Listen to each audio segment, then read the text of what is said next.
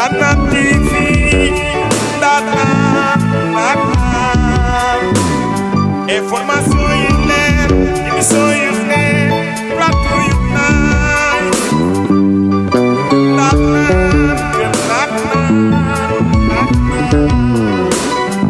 Ndanane TV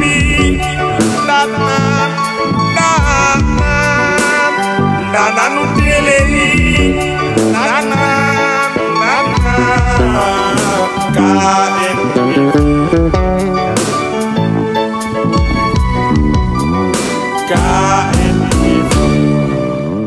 Auzubillahi mina sheytaani rajim bismillahi rahmaani rahim la hawla wala quwwata illa billahi al-aliyyil azim ginnaaw bu ñu santee yàlla julli ci sangu-sang yi sallallahu alayhi wa sallam ñu ngi sant di gërëm suñu waajur yi di nuyu kilifa diine waaye itam di nuyu kilifa aada di am mbégte bu baax a baax macha allah d'être là encore une fois parmi vous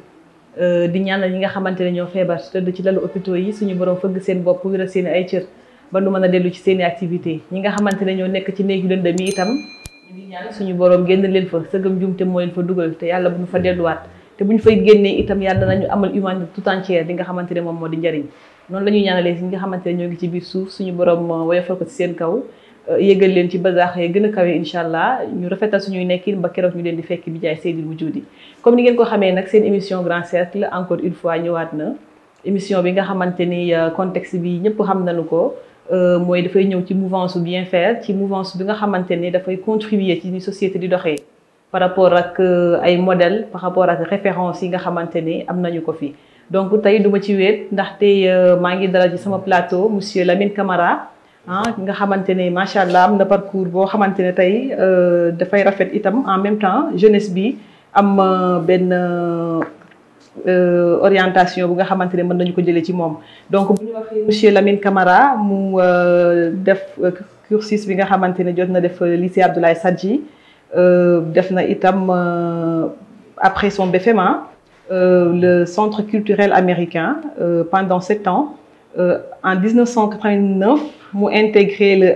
le HCR après xam naa di nga ñu ci gën a indil ay leeral dans l'assistance aux réfugiés en provenance de la Mauritanie pendant 7 ans.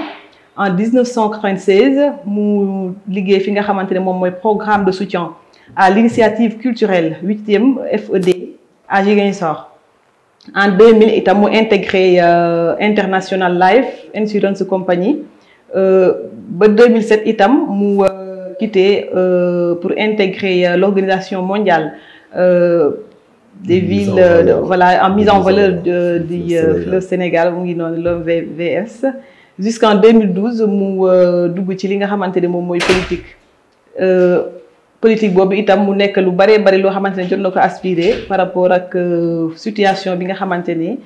toll na fa tey yii donc xam naa loo xam ma sàmba gën la xam boppam donc dañ doon xaw a tënk foofu noonu rek bu fekkee am na failles yu ñu ci jot a def xam naa dinañ ko essayer expliquer en même temps mais bien avant tout dañ koy bàyyi mu nuyoo ak beaucoup téléspectateurs yu Kër Ndanane TV ci émission bu mag bii di Grand Cercle monsieur Camara ñu ngi lay nuyu. maa ngi lay fay Ndeye Comba. bàyyi leen itam nga nuyoo téléspectateurs yi. waaw maa ngi lay fay di associé wu si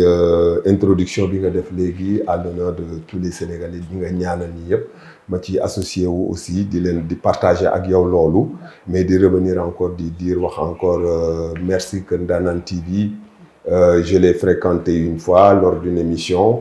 Je retrouve cette maison avec fierté parce que en fait je vois que le travail bi ñuy def c'est un travail boo xam ne bii je ne dirais pas que c'est colossal mais c'est un travail très important pour cette ville de Rufisque que nous chérissons tous. Donc voilà loolu Kër Ndanane TV maa ngi koy wax di ñaanal aussi seen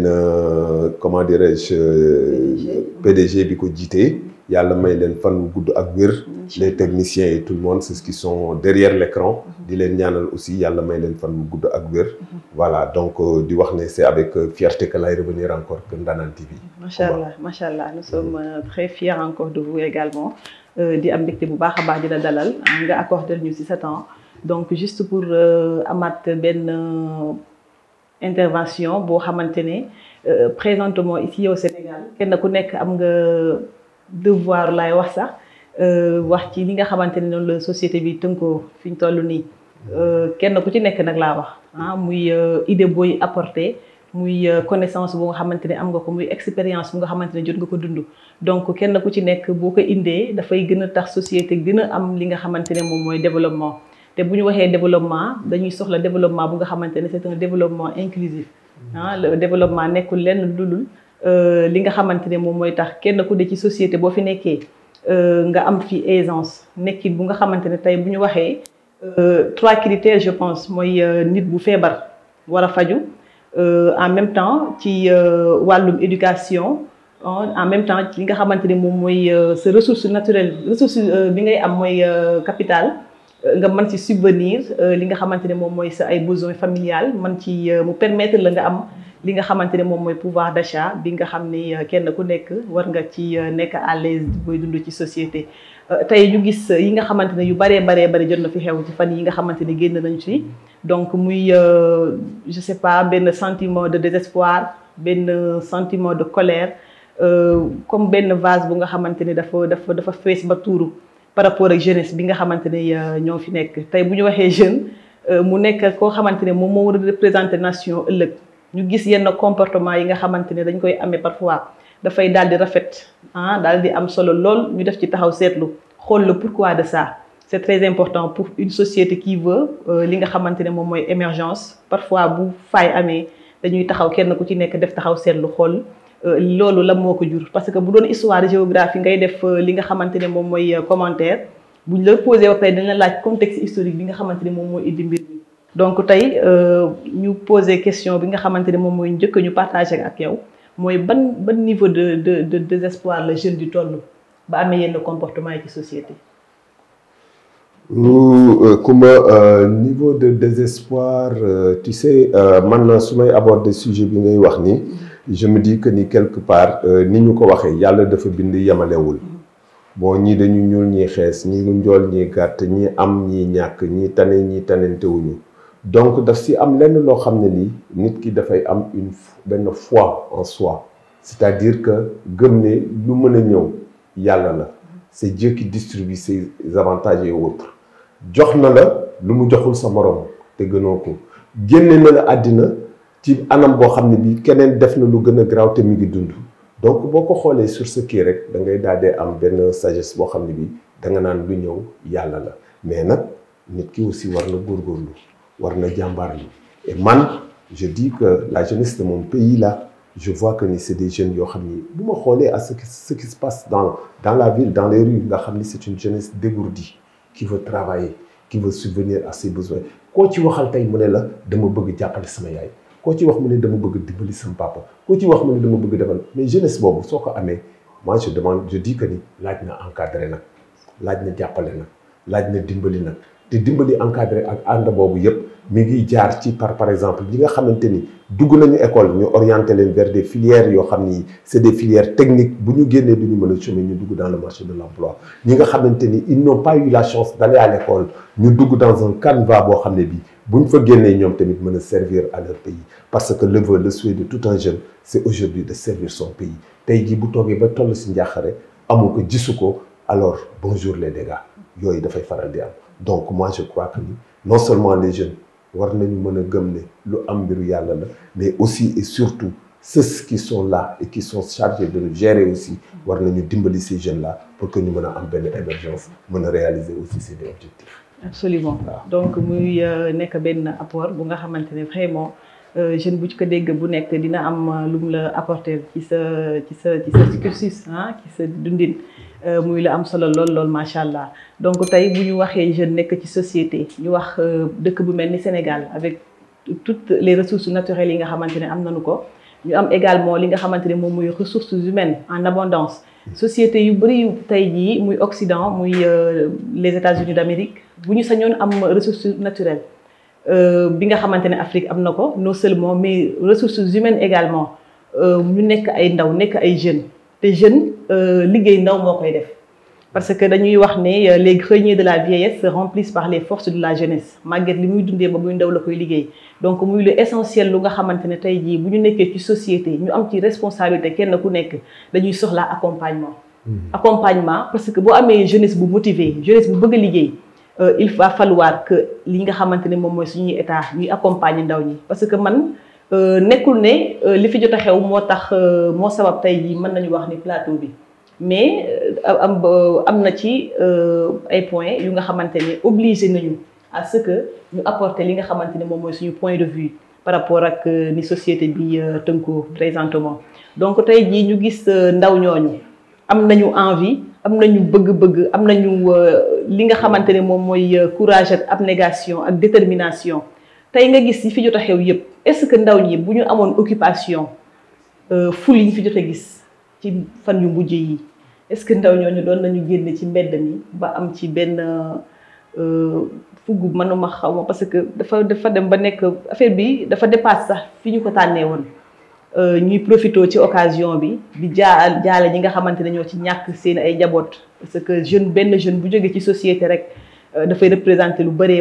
waxatuma la ñu lim ci benn nombre boo xamante ne tey am na lu bëree loo xamante ne amaana buñ fi nekkoon dinañu am luñ fi apporter mais suñu borom ak ay dogalam mënuñu lu del ñaanal leen fa ñu tëdd suñu borom yéegal leen ci bazaak yi gën a kawe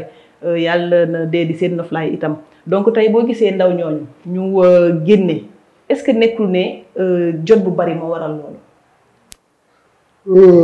Est-ce que jot bu bari la. En fait je m'associe encore une fois à toi pour di wax ne rek tamit maa ngi jaale ñi nga xamante ni ñoom la seen bakkan faatu ci mbir yi fi am ni te di ñaan yàlla bu mu amati mais le problème mooy que xam nga far moo metti Kumba. far moo metti xam nga boo faree am ambition am bëgg-bëgg. yaakaar si mais kooku am na fu muy toll bu fekkente ni dafa ne moom dañ ko nar a faagaagal ci loolu ça peut amener des débordements ça peut amener à tout mën na yóbbu lu ne parce que far dafa metti man mës naa far j'ai été xam nga dans mon truc bi ma lay wax ni c'est en 2007 que j'ai intégré la politique avec le défunt Badara Mamaya Sène ñu travaillé lu bari mais man dama amoon ngëm-ngëm ci waajooju amoon gis-gis ci waajooju dama ko gëmoon ba j'étais prêt à tout pour cette personne là mais cette jeunesse tamit dafa am fu ñu toll parce que itam il fut des temps lu ne mag ñi dañ ko accaparer woon gérer ko dans ce pays là maintenant gis nañu que les jeunes sont matures maintenant seeni moroom ñoo nekk à l'étranger ñuy jàngee ñoom di ñëw di gis ak ñoom di ñëw ils ne sont pas plus méritants que ñoom. Alors bu ñu toogee gis les ressources qui sont sorties du Sénégal aujourd'hui dañuy wax ne ñoom tamit am nañu devoir de pouvoir gérer ces choses-là bu ci dajee nag nga am un leader boo xam ne bii il l'incarne mu bëgg ko alors dañu war a def très attention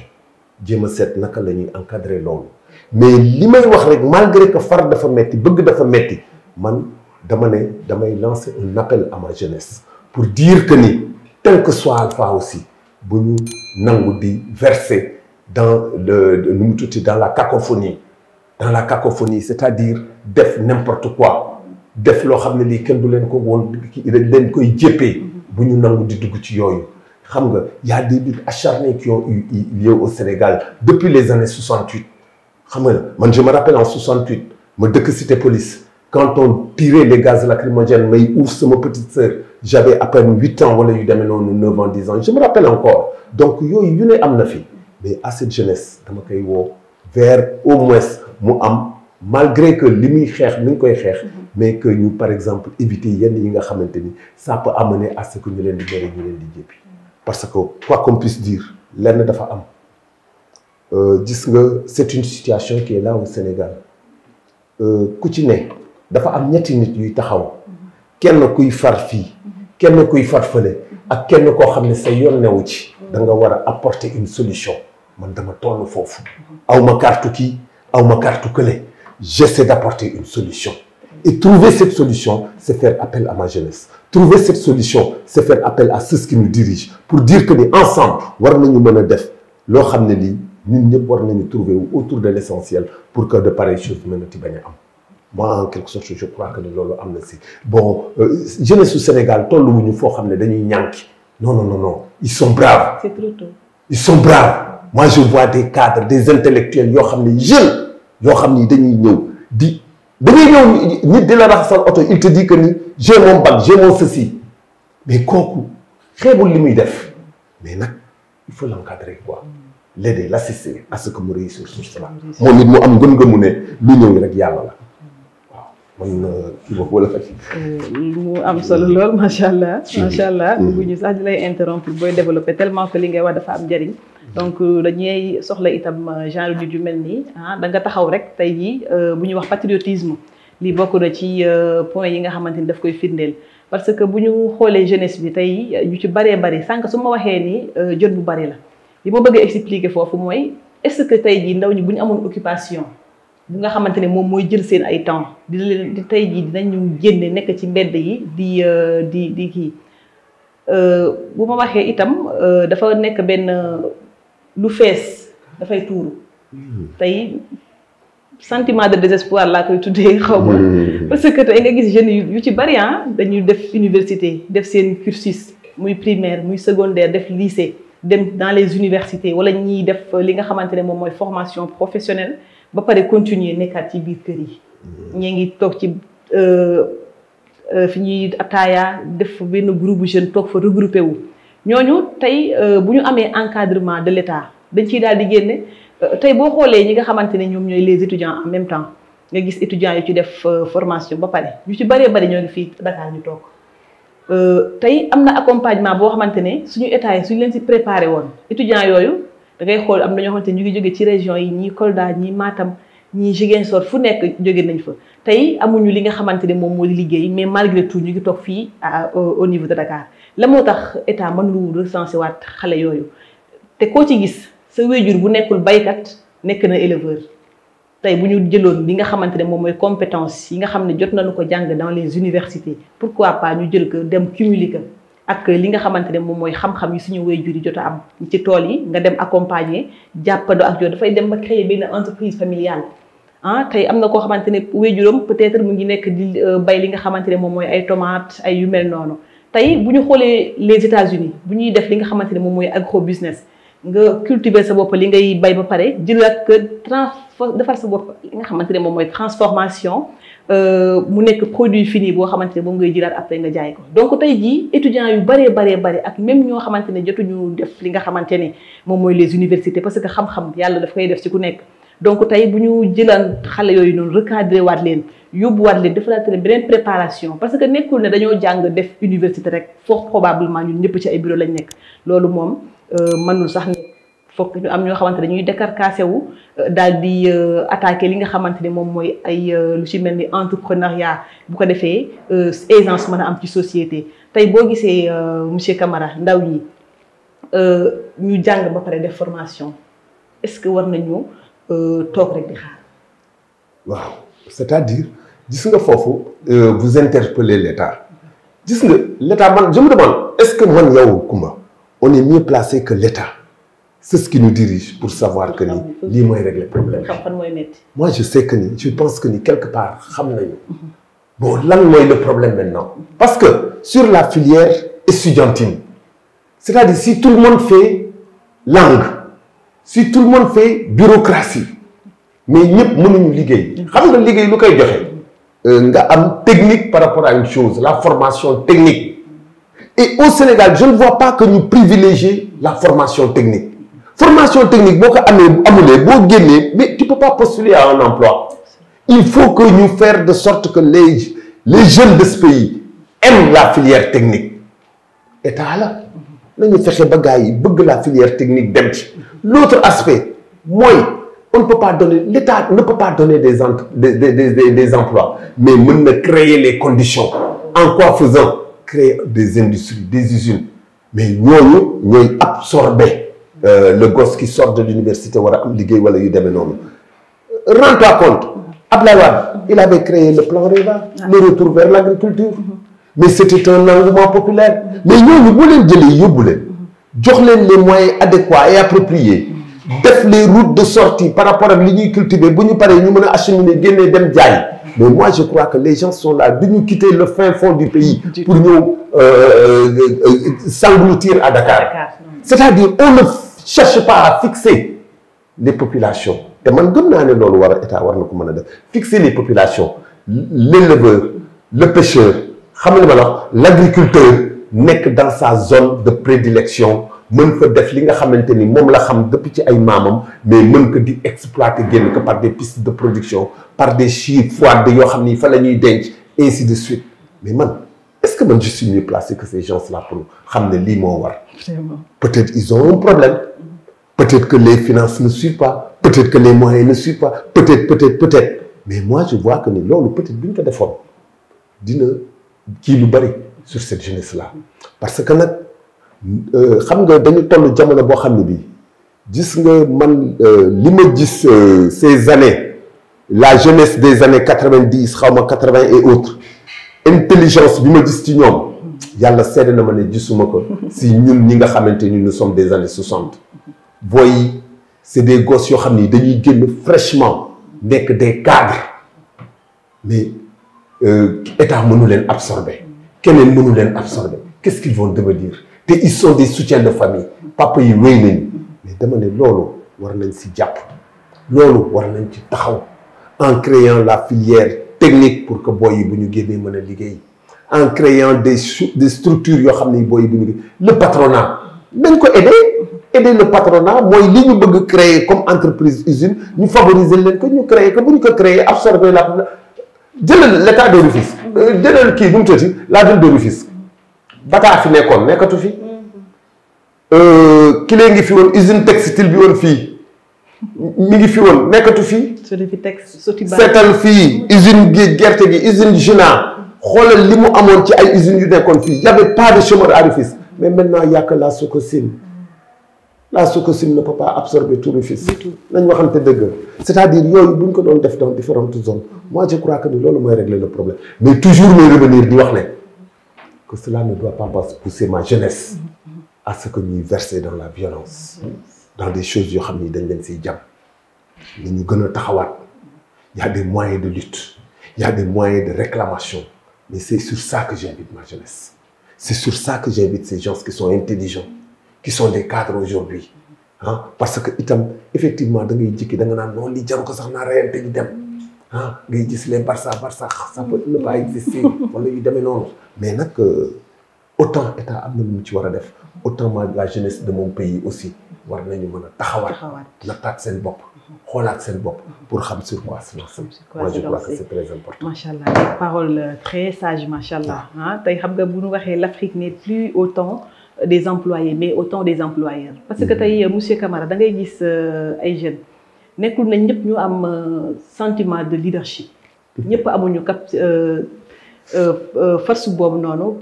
pour créer am na ñu nga xamante dañuy juddu am ay aptitudes d'être des leaders. donc ñooñu il faut ñuy retirer wu dem créer quelque chose pour aider ñi nga xamante ne ñoom yàlla def lu force boobu ci ñoom. donc muy loo xamante ne itam am na solo lool ñu ciy bàyyi xel. tey Sénégal rek la ñuy gis ñu fal fi nit ministre ay bokkam ñëpp kontaan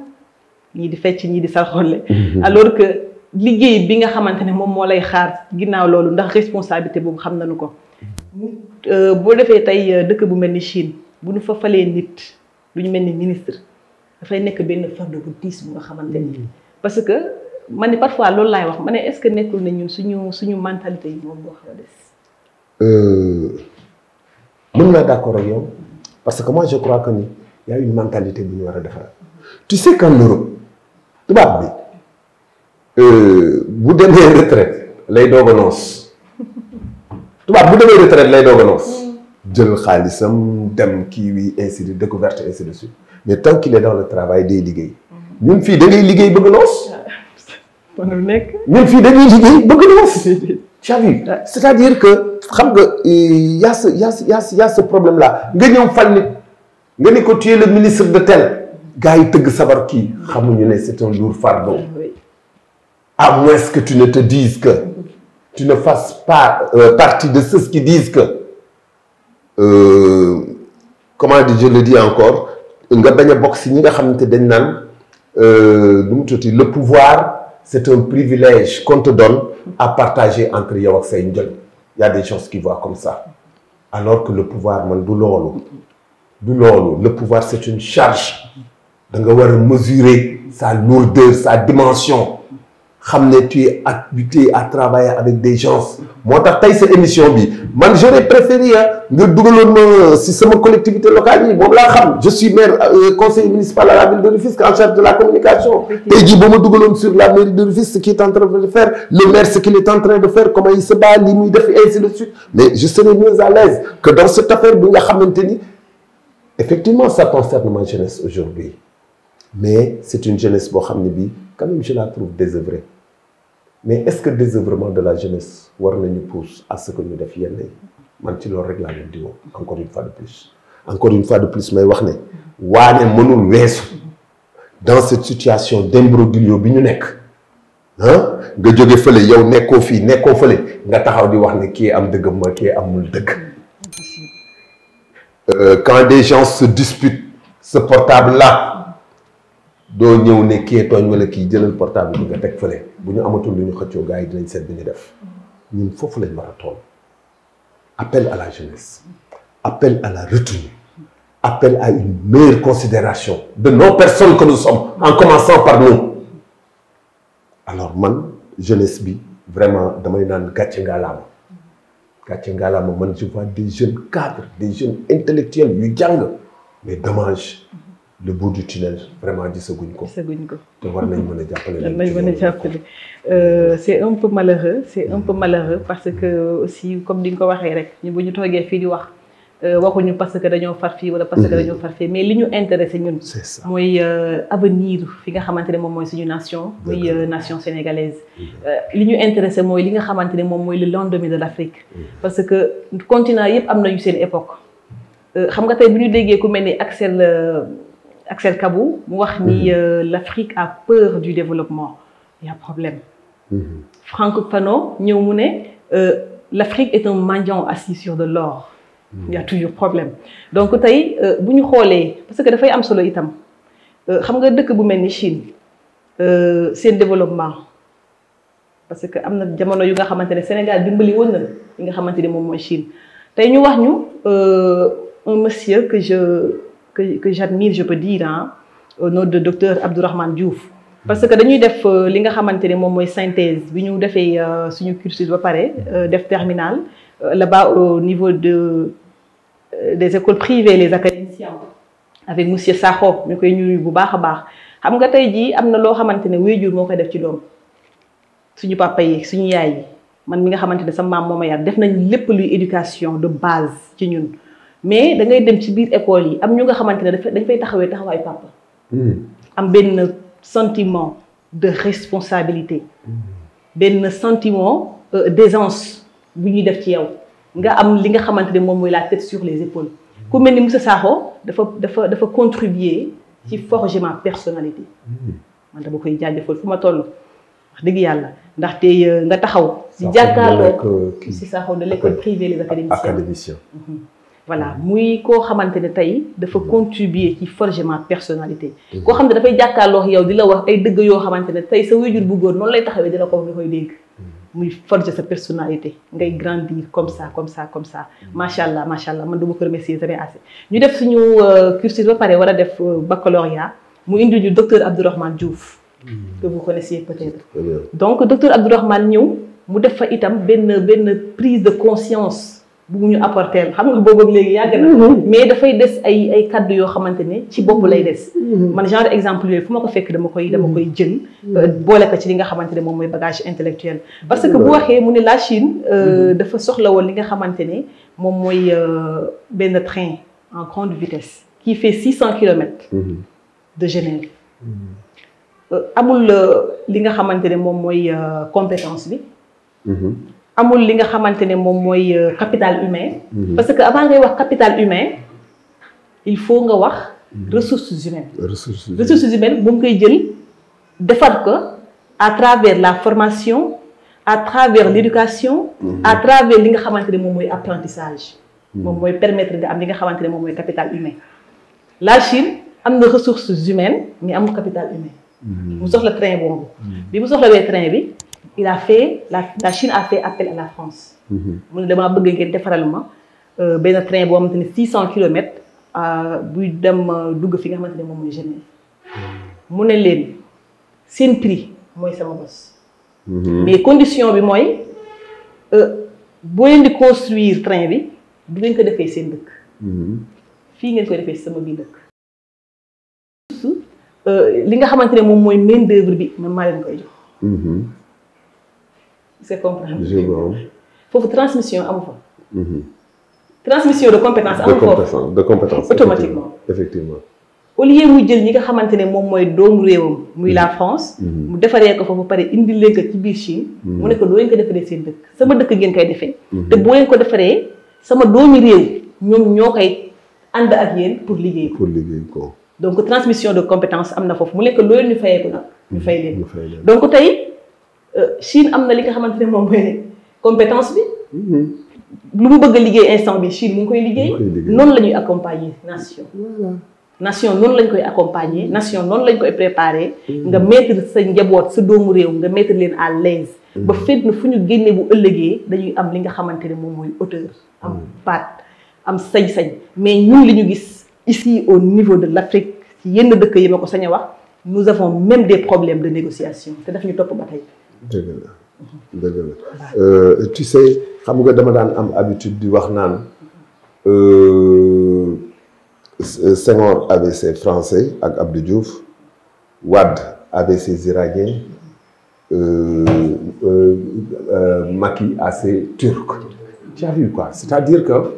xam nga dans les relations bilatérales ku ci nekk da ngay seet yow fi nga xamante ni fa nga mën a moom moo la jàppale woon pour que nga mën a travailler en concordance ak moom xam nga li ma la wax mais il est vrai que ni on manque mooy li may wax toujours que ni c'est l'implantation d'usines qui peuvent permettre à nos jeunes de se performer que loolu mooy sunu problème mais soo ko amul tu veux créer aujourd'hui quelque chose tu n'as pas la compétence chez toi da ngay mujj dem wuti ji ko donc il est grand temps que l'on donne l'opportunité à cette jeunesse ñu mën a exploiter seeni connaissances te man parfois j'en vois da ngay jékki-jékki gis ñu génne la benn boy buñ la ne kii moom moo defar avion bi wala kii moom moo defar lii mais le suivi jàppale ainsi de suite ça pose problème leneen li si des aussi il faut qu'on s'autodiscipline aujourd'hui tey jii la Chine qui fait combien de millions d'habitants mais dama la ne dëkk bi booy dox ñiy jaar fii la ñuy jaar ñiy retourner fii la ñuy jaar ak ni ñuy baree ñëpp duñu mës a mbëkkante cela veut dire que la discipline est respectée mais ñun peut-être on a un problème par rapport à ça aussi ak yeneen par la même occasion j'en profite aussi pour dire que ni encore mes remerciements et bravo à monsieur Sakho qui a eu à encadrer ma fille adoptive boo xam ne bii jàngee na ci école am il ne ratait pas l'occasion de m'interpeller pour me parler de la conduite de cette fille-là man mu nekkoon sama waay je l'ai découvert je l'ai connu Sakho très grand temps et un homme humble boo xam ne bii bu la joxe bu dajeeg yow li mu lay jëkk jox mooy le respect bi mu lay jox mënoo siggi xool ko man c'est un gars que j'admire beaucoup Sakho waaye je l'ai connu aussi foofu les académiciens où il a eu à encadrer ma fille adoptive vraiment jox ko benn cursus bu baax aussi mais jusqu'à nos jours dañuy daje et on échange et il est demeuré le même donc dama wax ne genre nit ñu benn noonu dañ leen war a tiitaroo te bari na fi des Abdourahmane Diouf et tant d'autres yoo xam ne war nañ leen mën a tiitaroo ils font la fierté de notre pays ces gens-là il faut que ñu génne leen aussi que seen valeur éclore ñu mën a xam ne lii mooy le Sénégal c'est un Sénégal de tous pour tous c'est un Sénégal boo xam ne warul yem ci benn nit ñaari nit ça doit nous concerner nous tous mais may revenir à di waxaat encore une fois de plus que nos autorités et nos autorités futures à venir qu'ils mettent le bémol sur la jeunesse de notre pays. Très important. Il faut qu'ils sachent que une vague de génération est en train de passer. Il y a une nouvelle génération qui doit se positionner. Qu'on aide cette jeunesse à se positionner, à faire valoir ses compétences et à arrêter, par exemple, de rester dans la rue à faire des casses, des choses, ainsi de suite. Ce n'est pas la jeunesse de mon pays que je connais. Ce n'est pas la jeunesse que j'ai vu naître que je connais. Ce n'est pas la jeunesse que j'ai connue au Sénégal. Mais c'est parce que quand c'est trop, c'est trop. Il faut les aider, les encadrer et les orienter pour qu'en fait, nous puissions réussir. Moi, je suis la jeunesse de ce pays-là. La jeunesse de ce pays. C'est parce que je me suis marié tardivement et que j'ai eu des enfants de leur âge. Peut-être que c'est un peu ça. C'est un père qui parle. Mais moi, là où j'habite aux HLM, je ne parle qu'avec la jeunesse. Ça m'a morom, d'où nous sortons. La jeunesse lay toogal ñoom lay échanger ñoom lay waxtaanal mais ñooñu dama ne il faut qu'on les fortifie, qu'on les accompagne et qu'on les assiste pour que nous réussissions. Et ça incombe à nos dirigeants d'aujourd'hui et à nos futurs dirigeants de demain. Il faut que nous jël ko def ko sen leitmotiv pour que le Sénégal mën a dugg. muy am solo macha allah bëgguma sax dagg la tellement que li ngay wax nii c'est tellement essentiel macha allah lu jóge ci xol ala kulli xaal ci xol rek lay dellu. ala kulli xaal lu jóge ci xol moom automatiquement ci xol lay daal di dugg waxee nga waxu taxawaayu ku nga xamante ne waajur la non seulement mais en même temps muy taxawaayu ku nga xamante ne dafa bëgg li nga xamante ne moom mooy nation am parce que société ku ci nekk am na benn responsabilité bu nga xamante ne da nga cee amee ñii ñaan ñu ngi toog di ñaan ñi nga xamante ne idée la ñu am ñu ngi nekk di joxe seen i idée ñi nga xamante ne jóg jaayante ko la ñu am ñoom ñu ngi nekk di ko def donc tey jii jeunesse bu nga xamante ne dafa dem ba découragé si nation am jeunesse bu nga xamante ne dafa dem ba amatul benn motivation nga gis ay étudiants ay nit ñu nga xamante ne dañu jàng ba dem ci benn niveau bi pare préféré dem dugg ci ay biir yoo xamante ne par exemple tey boo gisee lu ci mel ni TikTok bi étudiants yi ñoo fa ëpp. c'est tellement dommage. c'est tellement dommage koo ci laaj tey niveau d'étude bi nga am mu ne la nangam jàngam yu doxul ñu bëgg a dem bay décourager loo ñi nga xamante ne ñoo nekk di jàng. toujours monsieur Sakho ma koy rappelé maa ngi fàttaliku phrase am bii bu ñu wax ne mu ne ku leen wax ne jàng amul importance di leen ko waxuloo dëgg jàng am na importance. mu ne même boo jàngee ba pare nga toog di jaay caaf. il faut le faire jàng am na importance donc tey jii ndaw bu nekk ci toll ci jàng il faut le faire avant qu'il ne soit trop tard man ni di wax ak yéen tey jii am naa baccalauréat j'ai fait une formation en marketing et communication mais bi ma sentiree ne man dama war a contribuer ci ni sama société di doxee damaa retiré wu def li may def ba pare dama ubbi sama atelier de couture dem nekk fa ku ma employé ma liggéey ku ma employé wu ma liggéey en même temps tendre la main à jeunes yi nga xamante ne tey jii bëgg nañu ku leen jox loxo bu ko defee ñu mën a relever wu défi la génération bu nekk dafa am défi boo xamante da nga kaa war a relever ci sa société ñëwuñu fii pour nekk ay téléspectateurs dañoo ñëw nekk ay acteurs et de vrais acteurs nag de vrais acteurs dans cette société là l'Afrique dafa war a def li nga xamante ne moom mooy ouverture am parce que xam nga tey bu ñu demee ba ne avec Nelson Mandela ñu ne l'Afrique du Sud est la locomotive de l'Afrique ñu limité wu ci foofu rek la moo tax yeneen dëkk yi mënuñu jóg l'Afrique a besoin de nous l'Afrique a besoin de notre jeunesse nañu bàyyi itam jeunesse bi nga xamante ne tey jii ñu ngi leen di wan ne mënuñu am lu tolloo li tubaab yi am boo gisee tey sentiment bi nga xamante ne moom la jeunesse bi di demee nga xam ne ñii bëgg nañu société bu jag comme nation yépp donc itam suñu état yi lu ñu mën a jàppale à ce que ñu gën a am li nga xamante ne moom mooy sens de responsabilité à ce que ñu gën a am aisance dans nos sociétés bu ñu ko jàppalee ñu jël parce que ndaw ñi liggéey rek la ñu bëgg bu ñu xoolee àll bii yaatu na lool étudiants yi nekk biir université def nañu ay formation yoo xamante ne permettre na leen ñu cultiver tool yi il faut ñu orienter leen tey bu ñu xoolee ñu wax lu mel ni le pétrole war a feeñ à l'heure de l'exploitation qui va le faire à notre place kan moo koy def donc tey jii bu ñu préparer ñi nga xamante ne ñoom ñooy étudiants yi préparer leen yóbbu bu jëree ñu ubbi leen université bu mag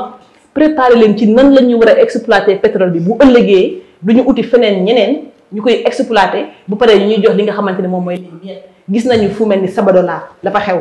miettes yi rek la ngay gis Sénégalais dëkk fa foraatu alors que ça fait trop mal man dafa am benn jour ñuy def leçon d'histoire et de géographie avec monsieur Seck toujours aux académiciens keroog bi ñuy def leçon bi man dama toogoon ba yàgg may jooy parce que Sénégal potentiel yi nga xamante ne am na ko yépp te ba tey amuñu occasion pour def li nga xamante ne moom mooy exploitation boobu ça fait trop mal nga gis ay dëkk yu nga xamante ne tey dañuy def li nga xamante ne moom mooy élevage ma gisoon benn période soo bu bari dañ ko mujjee tour parce que soo bi fa commencé woon yàqu waaye léegi fromage bu ñu koy defaree la moo tax si côté dëkk yooyu noonu mënuñu fa créer ay industries yu nga xamante ni moom mooy defaat transformation yu mel noonu donc idées yi mu ngi fi les états sont là nañu jox nopp ñi ñu ko war a jox bu ko defee ñu mën a indi société bu yaatu dañu bëgg a émerger comme tout le monde suñu société dafa ko soxla papa maa ngi emporté wu sax parce que xol mooy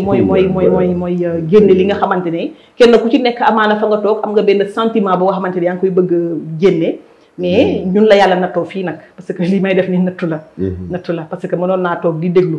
parce que li may wax nii ku ma ko gën a xam a ngi toog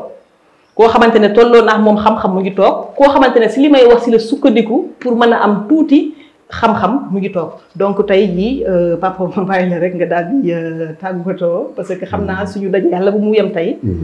macha allah idée yi waroon génn yëpp xam naa ne am na yu des. dëgg la c'est vrai c'est vrai Ndeye Comba moi je sens que ni c'est le cœur qui a parlé aussi en tant que jeune aussi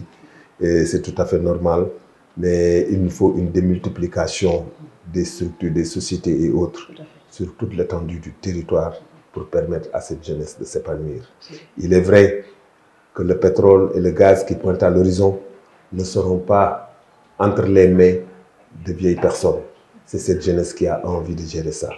À cette jeunesse, on doit lui inculquer des valeurs. À cette jeunesse, on doit lui donner les moyens. À cette jeunesse, on doit l'aider,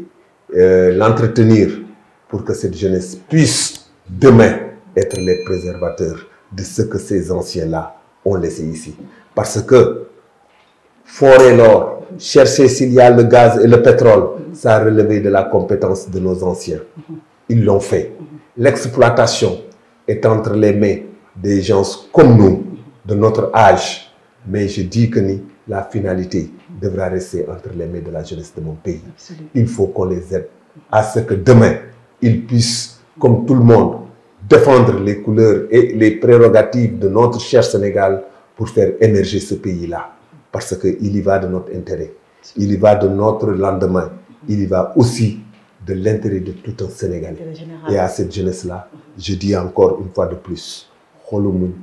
ñafe gëm sa bopp encore et dire que demain la totale va venir. Moi je crois que c'est un peu ça, parce qu'on ne peut pas tordre la main à une personne qui te dirige. On ne peut pas imposer à une personne qui te dirige. Il faut lui demander, lui donner les moyens, lui donner des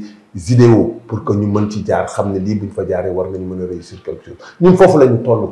On ne peut pas leur imposer que ne lii ngeen di def. On ne peut pas leur imposer que lii moo war a am, mais on peut leur donner des arguments yoo xam ne buñ ci jaaree la jeunesse de mon pays va éclore. Et dans cette jeunesse, il y aura ma petite fille. Dans cette jeunesse, il y aura mon petit enfant. Dans cette jeunesse, il y aura mon neveu et il y aura un tant d'autres. Donc bu ma koy défendre, je le défends en tant que père. Su ma koy défendre, je ma koy défendre comme non. Parce que tubaab da daan def ne ñoom dañuy reyante lenn pour que la génération à venir mën ko fekkee. Mais ñun dañuy bëgg xeex fekkee ko tey. Il faut qu'on arrive à se battre pour la génération à venir. Parce que bëgg xeex ba pare bëgg koo fekkee bëgg koo naan itam day daal di doon problème. Et avec nos occidentaux là, c'est un combat à n'en plus finir. Absolument. Voilà, di le remercier Ndeye Comba vraiment c'est invitation bi, tu as été aussi à la hauteur. Bon, de remercier nos caméramans techniciens, Ibou qui est venu me voir pour l'émission là, mais aussi et surtout de leen wax ne encore c'est un réel plaisir pour moi de venir encore à Kër Ndanane TV. Parce que je vois que sur les réseaux, c'est bien écouté, c'est bien vu, c'est bien suivi. Et dara, je vous demande aujourd'hui, yéen tamit, comme li may wax sur ma jeunesse rek, le professionnalisme, l'exactitude de l'heure, les débats et tout ça, ñu teg ko ci yoon, cadre ko ci yoon mu jeex. Moi, je crois que dara ñoruma effectivement comme ni nga ko waxee, lu dul la jeunesse et le développement de mon pays mooy li ma xam moom laa gëm. Parce que j'ai été un président associatif. Fait que l'on donc yoyu dafay nekk ci loolu ci man. Par la même occasion, j'en profite pour faire un coucou à ma maman de 94 ans qui est à la maison et qui m'est très chère, hein, à mes frères et sœurs,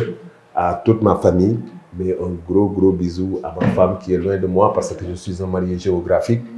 Elle est de l'autre côté de l'Hexagone et je l'attends impatiemment pour la Tabaski. Voilà. Donc tey man mbégte laa amoon macha allah parce que dafay am mbégte daal di toog ak ñoo xamante ne dañ may yokk li nga xamante ne moom mooy courage ak négation ak détermination par rapport ak société ni ñu ciy nekkee macha allah monsieur Camara maa ngi lay jaajëfal bu baax a baax di rafetlu bu baax a baax sa teewaay fii tey. tey yokk nga ma lu bari ci aspect bu nga xamante ne moom mooy bagage intellectuel macha allah donc tey bu ñu xoolee en même temps ñu wax nit bu nga xamante ne réussir na sa vie dañ ko tënk ci ay mbir ku mel ne monsieur Pape Samba Coulibaly de l'université privée AFI voilà daf ñu doon jokkoo ak moom di waxtaan di échange mu nekk en tant que directeur dafay toog di échanger ak étudiants yi. mu ñëw ñu nekk ban niveau la nit di toll ban réussir naa sama dund mu ne nit bi nga xamante ne mooy réussir na dundam mooy ki nga xamante ne réussir na sa famille ki réussir ses études mu soit professionnel wala lu mel mu ne ku nga xamante ne surveiller na son éducation ak ki nga xamante ne fàttewul sa vie sociale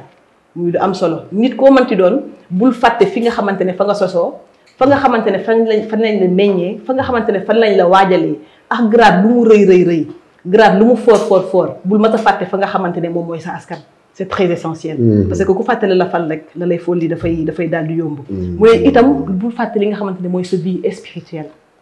di bàyyi xel sa borom. C'est très important. Donc tey nit bu nekkee ci société di dund dafa am responsabilité yoo xamante ne daf la fay war yàlla ku mu jox lu bari daf laa séddale loo. donc ñuy bàyyi xel ndax ci société la du nekk ndomba tànk lu mu rëy bàyyi xel ñi ci suuf parce que ñooñu amaana ñoo la def la nga doon. donc ñuy kontaan bu baax a baax encore une fois may jaajëfal équipe technique bi di remercier également suñu PDG monsieur Diack depuis fa mu nekk suñu DG itam tey client bu sa ñëw parewul rek man na DG ma forcé sama loxo ba ma ñëw toog fii tey donc mu leen di jaajëfal bu baax a baax gis ngeen robu été yi tamit ku ci bëgg ND2 consortium ngeen ko mën a amee ci Mame Coumba ngeen mën ko contacter ci 77 371 23 05 may jaajëfal équipe bu Kër Ndanane TV bi yëpp di am mbégte ak contentement encore une fois may réitérer samay remerciements par rapport à vous monsieur Lamine Camara di nga bàyyee sa yitte yëpp ñëw accompagner ñu parce que société ni nga waxee ni dafa wane ni société moo la ñor yal na yàlla defal ñu jàmm defal ñu tawfeex defal ñu taysiir zaahiran wa baatinan di bàyyi xel suñu waajur yi itam di leen di jaajëfal bu baax parce que ñooy kenn mbaar ak sama ma grand-mère d'amour maam Adjaratou Rokhaya Ndiaye depuis Rufisque Asmara maa ngi leen di kontaane yéen ñëpp di leen jaajëfal bu baax a baax merci à vous.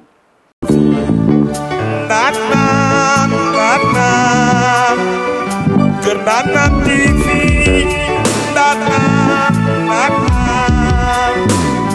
information yi leer émission yi leer plateau yu naay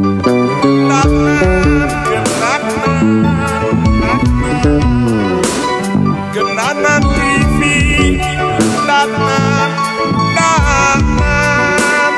Ndanane télé yi